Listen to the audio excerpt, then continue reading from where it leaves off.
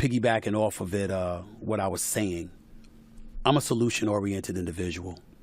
And before I get into ESPN and Walt Disney overall and what's been transpiring, obviously I'm a premier voice, working for Disney and ESPN during my day job, and a lot of people have been clamoring for me to comment about that. I will in a second.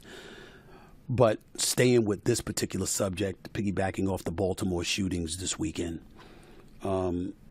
reminding you that there's been 130 homicides and over 300 shootings in Baltimore this year alone. It's very, very disturbing. One could easily ask the question, what can we do about it? It's real easy to talk about it. What's the solution? I'm not a politician. I don't have all the answers, but I can make a try out of it if you don't mind. As the black community, as a member of the black community, we have to get to a point where black lives matter.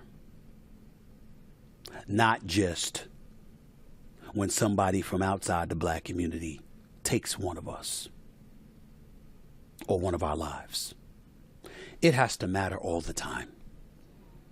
It has to matter when black people are committing acts of violence against our own.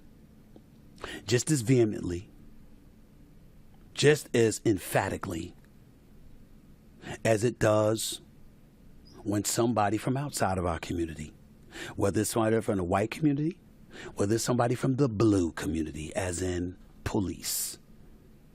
Because you see, when you conduct it that way and you approach it that way, it galvanizes everybody in America to come together to help solve and provide a solution to what ails us. They're not ducking for cover because you're looking to blame somebody. You're all joined, locked in arms with one another to alleviate what's ailing us as a community.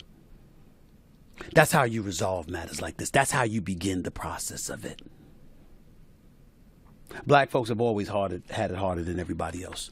White America, you shouldn't get offended when I said that. It's factual. When white folks catch a cold, black folks catch pneumonia. It's always worse for us than it is for you. I don't give a damn what the circumstances and conditions are. It's always the case.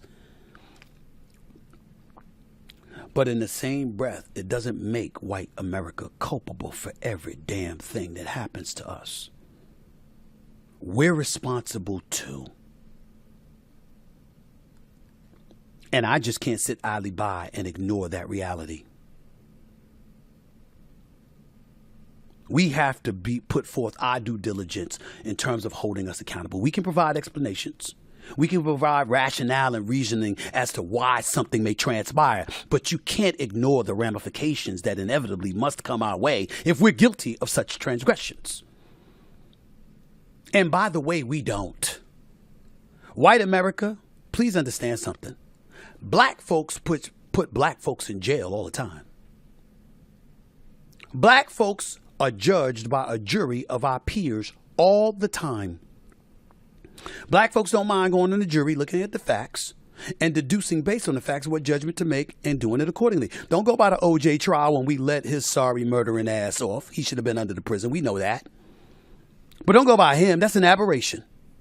For the most part, law enforcement will tell you, the courts will tell you, black folks in juries or on juries put black folks in jail all the time. Yet somehow, some way, when it comes to the murders of black people that occur at the hands of black people, the level of energy and passion seems to be absent compared to what we would be like when someone outside the black community does it to us. We got to do better.